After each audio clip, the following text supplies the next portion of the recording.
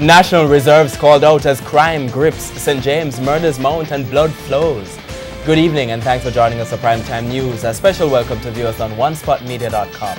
I'm Archibald Gordon. And I'm Lorraine Samuels. Also this evening, the Western Jamaica MP who wants soldiers in his parish. Government probe launched in the wake of Dominic James' death.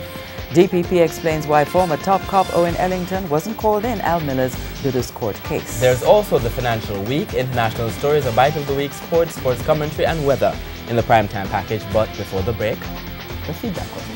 Do you think the call-out of the National Reserves would be an effective measure to clamp down on crime in St. James? Share comments online, facebook.com/television Jamaica and tweet at television jam. Stay with us. Primetime News returns after this break.